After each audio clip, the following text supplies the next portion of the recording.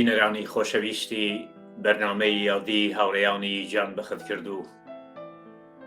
ئەم کاتە و هەموو کاتێکتان شاد و بەختەوەر بێت. ساغی و سلامەتیتان بە ئاوات دەخوازین. لەگەڵتانین بۆ پێشکەشکردنی بەرنامەی ئەم جارەشمان. دەم بەرنامەیەدا ڕێز دەگرین لە یادی ئازیز و خۆشەویستی هاوڕێیان کاک حەمەحوسێنی کەریمی و کاک ئەبووبەکری ئەسپەندی. لەگەڵمان بن بۆ دیتنی بەرنامەی ئەم جارەمان.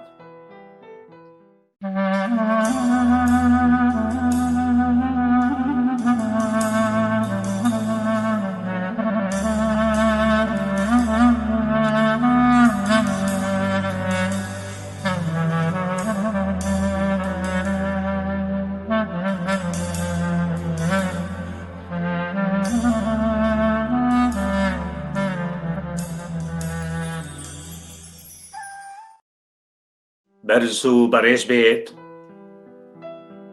یادی هاوڕێ حەمەحوسێنی کەریمی، سیمای ناسراوی بزوتنەوەی کۆمۆنیستی ئێران و یەکێک لە دامەزرێنەرانی کۆمەڵە. بێرەوە ئاسمان جڵەوتە، ئەسپی ژێرت مەشخەڵە، باڵگرە تیژڕۆ بە هەستە، سوورە سواوری کۆمەڵە. زووکە سەنگەر ئاوەدان کە ڕەنج دەری ماندوونە ناز، ئارەقەت بۆ نۆبەرەینان بۆ تەبارانی پەڵە. ڕا بە نەفرەت کە لە مەرگ و هەستەوە بۆ کار و ڕەنج، کەی ورەی ئینسانی کارگەر ئاسەواری کۆتەڵە.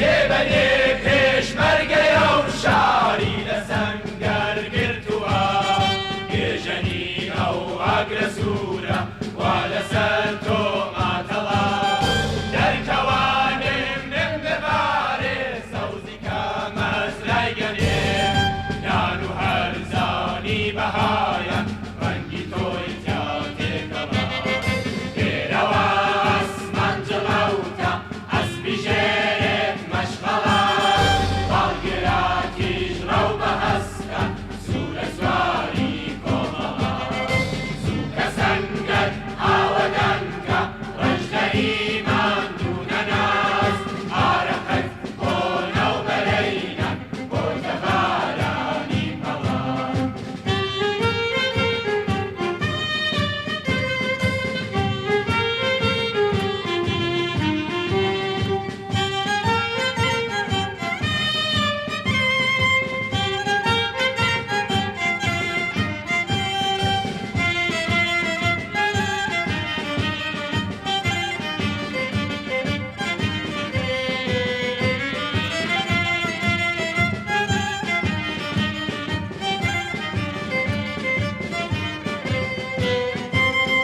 دێرەوە جوانووی لە بەفرا پورژن و چوار پەلتەزی بۆ لە ئەستێرەی کەنارگرتووی بەدوای دوورداتەری بەژنی لووتکەی هەڵکشاوی زۆر سەر و بەژنی هەتاو باشی کۆمۆرەی گەڕووی خۆری شەوی ئەنگوستە چاو دێرەوە ئەسمان جڵەوتە ئەسپی ژێرێت مەشغەڵە باڵگراتیش ڕەو بەهەستە سوورە سواری کۆمەڵە سووکە سەنگەر ئاوەدانکە ڕەنجدەری ماندوو نەناز ئارەقەت بۆ نەوبەرەینە بۆتە بارانی پەڵان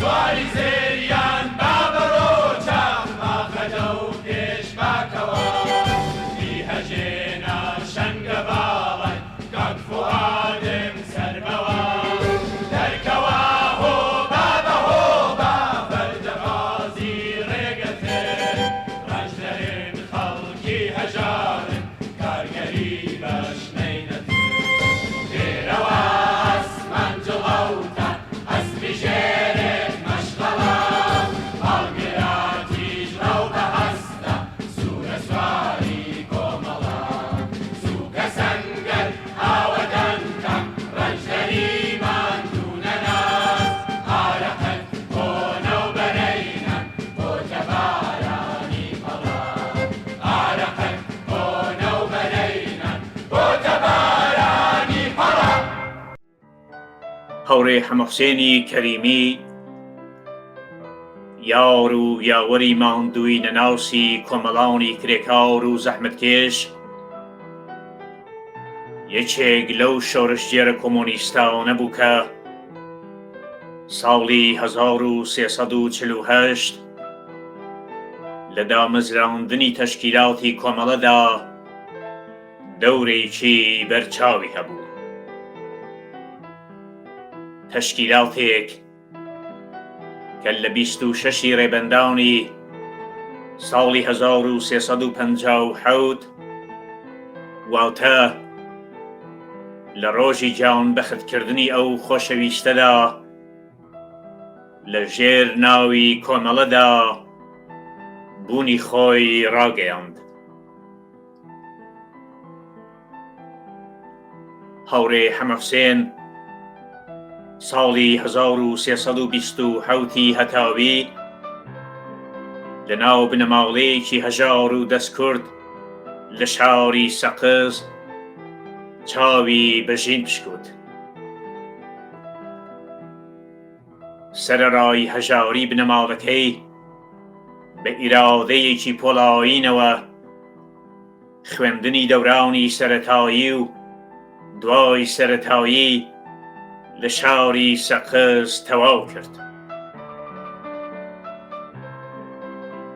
ساڵی 1346 چووە دانشکدەی کشت و کاڵی کەرەج.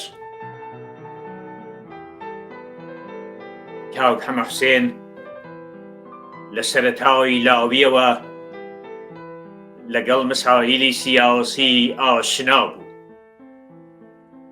ئەو لەگەڵ دنیاوێک لە ڕق و تووڕەیی سەبارەت بە بێعەداڵەتی چینایەتیەکان گەورە بوو.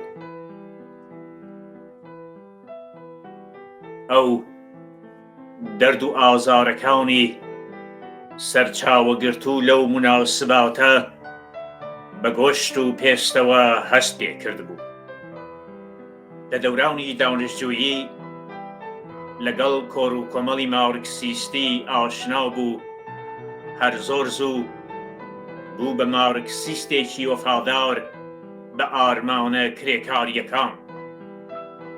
هەڵسوراوێکی چالاک لە بزوتنەوەی ئەو چینە هەمیشە و لە هەموو حاڵەتێکدا و هەتا دوا ساتەکانی ژیانی لە خەبات و فیداکاری درێغی نەکرد و یەکێک بوو لە ماندووی نەناسترین خەباتکارانی ڕێگای ڕزگاری بێبەشان و زۆر لێکراوە. هەروەها تێکۆشەرێکی لێبراوی ڕێگای سۆسیالیزم و کۆمۆنیزم بوو. کاک حەمەحوسێن ساڵی 1348 لەگەڵ ژمارەیەک لە هاوڕێیانی کۆمەڵەیان دامەزراند. ساڵی 1349 دەستگیر و لە زیندانی قزل قەلعە زیندانی کرا، بەڵام لێوی پڕ لە زار و نهێنی نەکردەوە و سەرنجام پاش 40 ڕۆژ لە زیندان هاتە دەرێ. کاک حەمەحوسێن جۆزەردانی 1350 دەورەی دانشکدەی تەواو کرد. پاش 2 مانگ لەوانەوتنەوەی دەرسی سروشتی لە بیمارستانی شاپوری شاری سەقز وەک سپای دانش چووە مەهاباد. ڕۆیشتن بۆ ئاواییەکانی ناوچەکە و پەیوەندیگرتن لەگەڵ وەرزێرانی هەژار زەمینەیەکی گونجاوی بۆ پەیوەندیگرتنێکی نزیک لەگەڵ زەحمەتکێشان لەودا خۆش کرد. هەتا ئێستاش ژیانی سادە و کۆمەڵایەتی و پەیوەندی سەمیمانەی کاک حەمەحوسێن لەگەڵ زەحمەتکێشان گەلێک بیرەوەری لە یاد نەچووی لە ناو دڵی خەڵکی زەحمەتکێشی ئەو ناوچەیەدا بەجێهێشتووە. وەرزێرانی زەحمەتکێشی ناوچەی مەهاباد هەتا ئێستاش گەلێک بیرەوەری شیرینیان لە هاوڕێ حەمەحوسێن هەیە. پاش تەواوکردنی دەورەی سپای دانش ماوەیەک لە جادەی بۆکان مەهاباد وەک کرێکاری جادەسازی کاری کرد. تایبەتمەندی شۆڕژگێرانەکانی زۆر زوو ئەوی لە ناو دڵی کرێکاراندا جێ کردەوە. لە ماوەگرتنێک کە بۆ ناڕەزایەتی لە دژی بەرپرسانی شرکەتەکە وەڕێخراو بوو وەک نوێنەری کرێکاران هەڵبژێردرا. ئەو لە بەشێک لە بیرەوەریەکانیدا سەبارەت بەم دەورانە ئاوا دەنووسێت. کاری ئێمە ئەوە بوو بەردەگەورەکانمان بە پوتک دەشکاند و وردمان دەکردن و ئامادەمان دەکرد بۆ ژێرسازی جادەکە. کرێکاران بە شێوەی 2 تا 6 کەسی لە مەعدەنێک کاریان دەکرد. مەعدەنەکان لە نزیک یەک بوو. هەر لە ڕۆژەکانی سەرەتاوە دەستەکانم بلۆقیان کردبوو بریندار ببوون. ڕۆژی دواتر کاتێک پوتکەکەم لە بەردەکان دەدا، دەستکی پوتکەکە دەستمی ئازار دەدا و برینەکانمی دەکولاندا. هەر بۆیە زۆر بە ترسەوە چەکوشم لە بەردەکان دەدا. بەکردەوە دیتم کە ترس و هەراز هەروە دەبوو هۆی ئەوەی کە نەتوانم درێژە بە کارەکەم بدەم. ئازاری برینەکانی دەستم تا دەهات تاقەت پرۆچێنتر دەبوو. تەنیا ڕێگای چارە ئەوە بوو کە ددان بە جەرگمدا بگرم و لەگەڵ ترس و هەرازدا دەست و پەنجە نەرم بکەم. ڕۆژی یەکەم چەندین جار سەبارەت بە بەردەوام بوون لەسەر کارەکەم تووشی دوودڵی و ڕاڕاوی هاتم. بەڵام کاتێک ڕۆحیم هێناوێ بەرخۆم ئەو ڕۆژەم تەواو کرد. بەڵام سەرەڕای هەموو ئەمانە توانیم 3 ڕۆژ کاری مەعدەن تەحەموڵ بکەم و دواتر لە بەشێکی تری ئەو شرکەتە کارم کرد. هاوڕێ حەمەحوسێن لە درێژەی چالاکیە سیاسی و تەشکیلاتیەکانیدا ماوەیەک بەر لە ڕاپەڕینی ساڵی 57 وەک بە ناوی حاجی حەمەساڵح لە ناوچەی سەردەشت کاری دەکرد و خەریکی ڕێکخستنی زەحمەتکێشانی ئەو ناوچەیە بوو. وەستا ساڵح لەبەر تایبەتمەندیە شۆڕشجێرانە و ئینسان دۆستانەکانی زۆر زوو جێگای لە ناو دڵی خەڵکی ئەو ناوچەیەشدا کردبووە. ئەو ببووە جێگای باوەڕ و متماونەی جەماوەر و وەرزێری هەژار و دەستکورتی ناوچەکە و ئەوان بۆ تەواوی بابەتەکانی ژیانی خۆیان پرسیان پێدەکرد. دواتر کاتێک هاوڕێ حەمەحوسێن گیانی لەدەستدا و هەواڵی گیان لەدەستدانەکەی گەیشتە گوێی زەحمەتکێشانی ناوچەی سەردەشت، پیر و لاو و ژن و پیا و لە خەمی لەدەستدانی ئەو خۆشەویستەدا خەمداوی گرتن و فرمێسکیان ڕشت. هاوڕێ حەمەحوسێن پاییزی ساڵی 57 لە گەرمەی خەباتی خەڵکی ئێران لە دژی ڕژیمی شا لە شرکەتە زەراعیەکان بەهۆی ئەو پەیوەندیە پتەوەی کە لەگەڵ خەڵکی ئەو ناوچەیە هەیبوو، ئەوانی بە مەبەستی هاواهەنگکردنی خەباتەکەیان سازمان دەدا و لە نووسینی ئەو ڕاگەیاندنەی کە لە جەریانی خەباتی ئەواندا دەنووسراون و بڵاو دەکرانەوە ڕاستە و خۆ دەخالەتی دەکرد.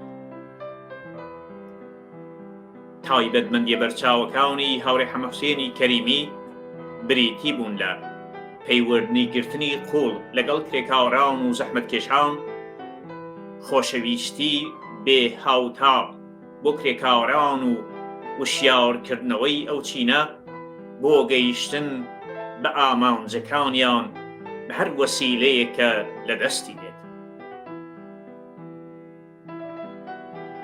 تایبەتمەندیەکانی هاوڕێ حەمەحوسێنی کەریمی بریتی بوون لە کارزانی، متمانە بەخۆبوون و باوەڕ بەو ڕاستیە کە کرێکاران بە هێزی خۆیان ڕزگار دەبن.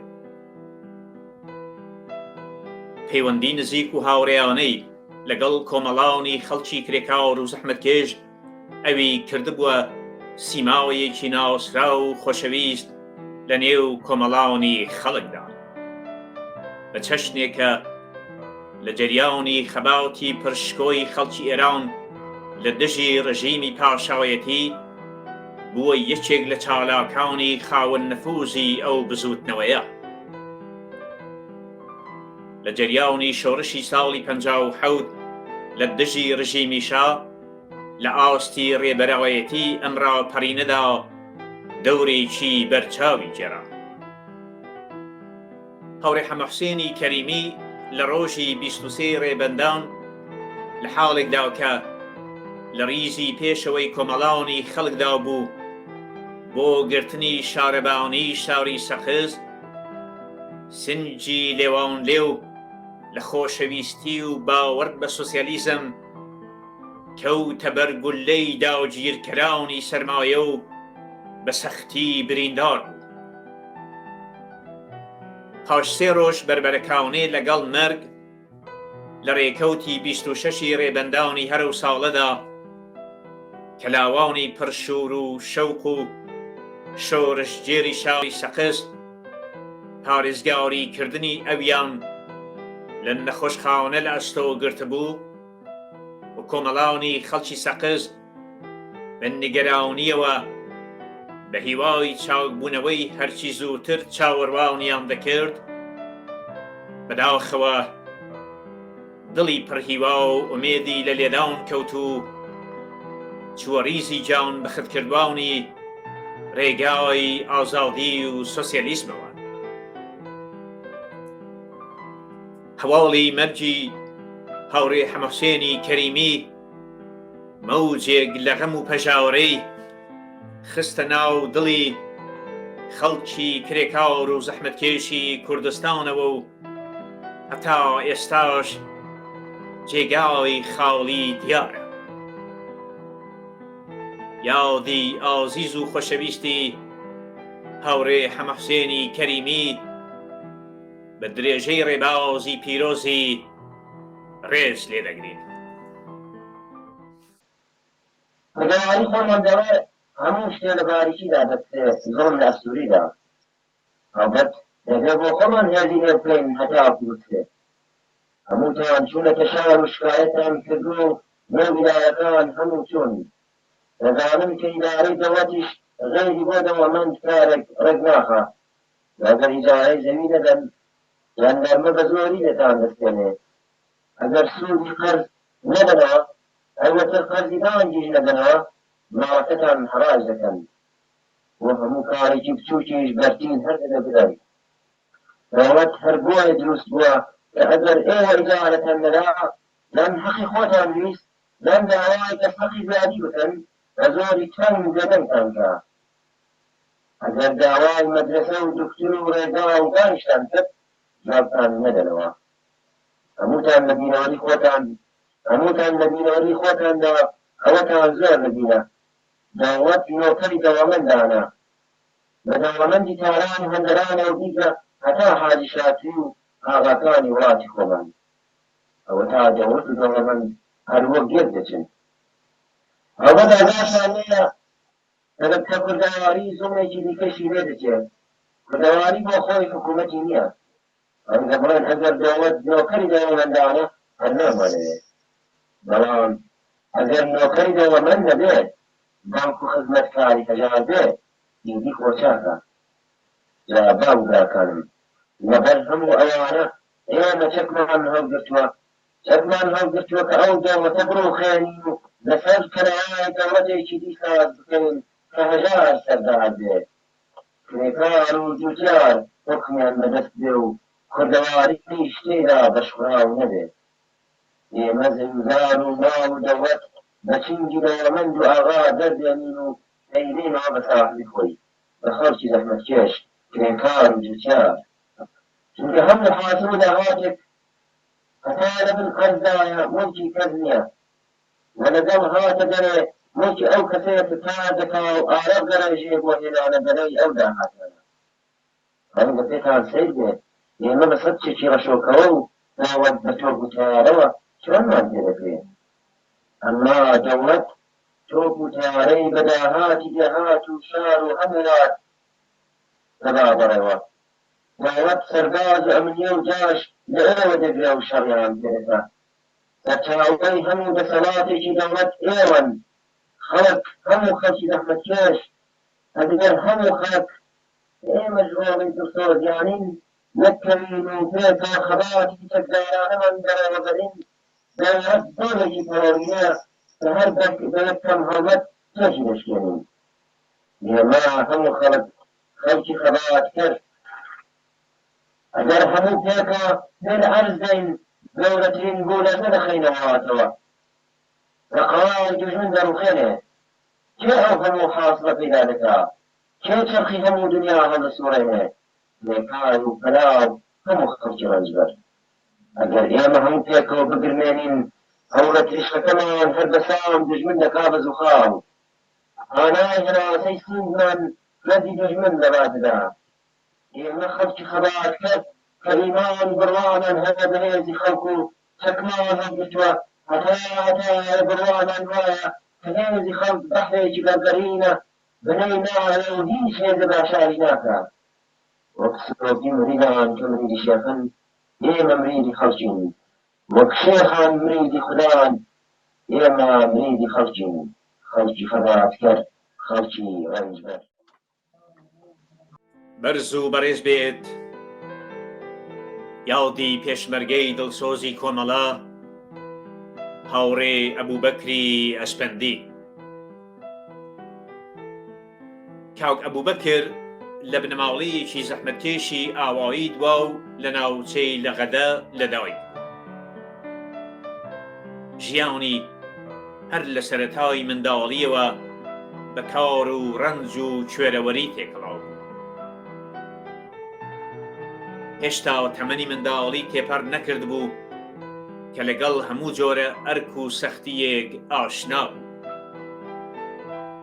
ماوەیەک چوو بۆ کوورەخانەکان و لەوێ کاری دەکرد و لەگەڵ ڕەنج و بەینەت و مافخوراوی کرێکاران ئاشنا بوو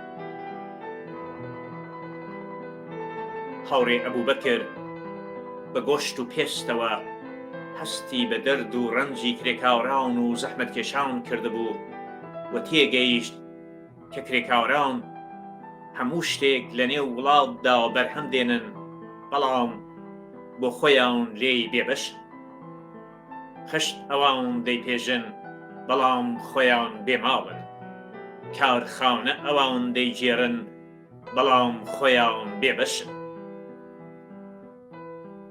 کاک ئەبوبەکر ئەوانەی بە چاوی خۆی دەدیت هەروەها ئەوەی دەدیت کە خەڵکی کوردستان گەلێک مافی لێ زەوت کراوە کە ئەوانەی دەدیت بە دوای ڕێگایەکدا دەگەڕا کە چاوەڕێی دەردی خەڵک دۆزێتەوە ئەو هەر لە سەرەتاوە بەکارکردن لە کوورەخانەکان تێگەیشت بوو کە خەڵکی زەحمەتکێش تەنیا بە تێکۆشان و خەباتکردن دەتوانن بە ئامانجی خۆیان بگەن پێش ڕاوپەڕینی ساڵی 57 هاوڕێ ئەبوبەکر لەگەڵ کۆمەڵە ئاشنا بوو و لە ئامانجی کۆمەڵە تێگەیشت زانی کە ڕێگای خۆی دۆزیوەتەوە لە کاتێکدا کە ڕژیمی کۆماری ئیسلامی هێرشی دڕندانەی بۆ سەر خەڵکی کوردستان دەست پێ کرد کاک ئەبوبەکر زانی کە کاتی شۆڕش و خەباتە لە دژی ڕژیمی تازە بەدەسەڵات گەیشتووی ئیسلامیش گوندەکەی هاوڕێ ئەبوبەکر واتە دواو لەلایەن بەکرێگیراوانی کۆماری ئیسلامیەوە بێجگە لە چەند ماڵێک هەمووی سووتێنرا بەڵام ئەو نەتەنیا بۆ خەڵکی گوندەکەی خۆی بەڵکو بۆ هەموو خەڵکی بێبەش و مافخورا و تێرەکۆشا هاوڕێ ئەبوبەکر لە کاتی پێشمەرگایەتیدا بەڕاستی نمونەیەک بوو لە فیداکاری دڵسۆزی و جەسارەت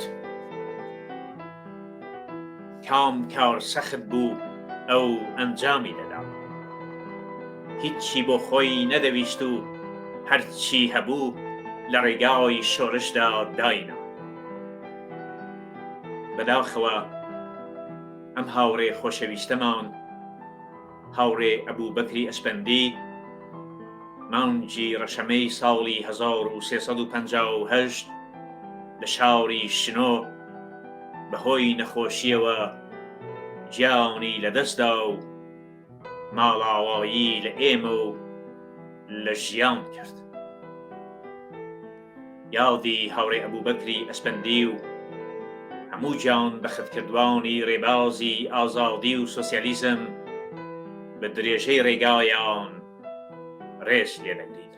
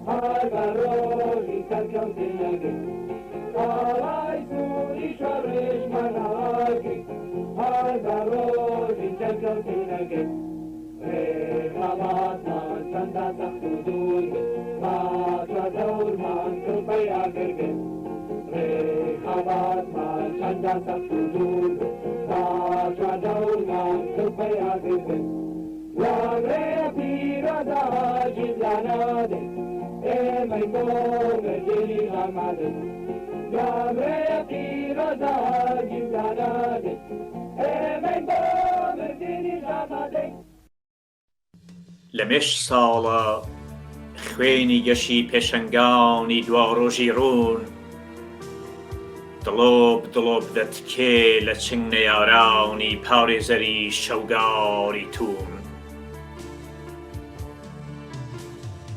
لەمێش ساڵە جۆگە ئاوی قەتیسماوی بەردینەغار بەرەو چۆم و ڕووبار و زێ ڕێگە دەبڕێ و پیرە سواوری شەوگاری شەو بە ئەفسوونی تێکشکاوی بەردینەخە و تێرە کۆشێ زێی پێ ببڕێ.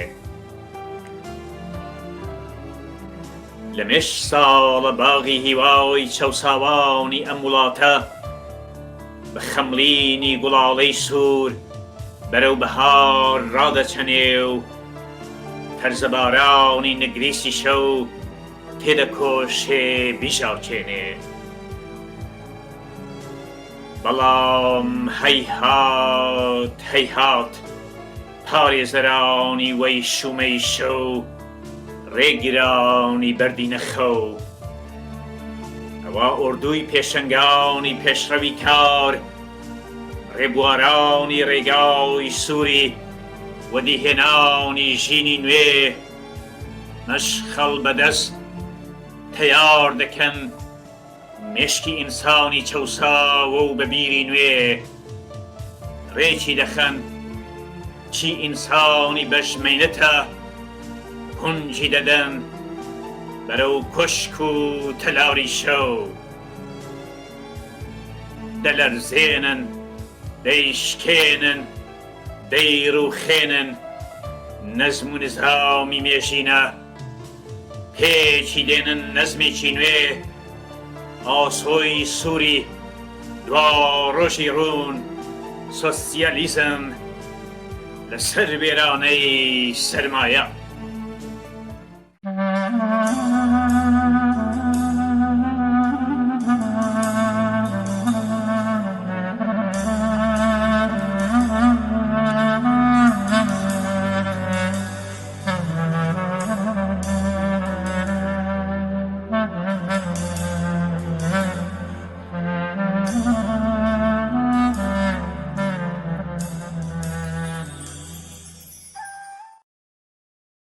بینەرانی خۆشەویست بەرنامەی ئەم حەوتوەی یاودی هاوڕێیانی جان بەخەتکردوتان پێشکەشکرا لە بەرنامەی حەوتوی داهاتووماندا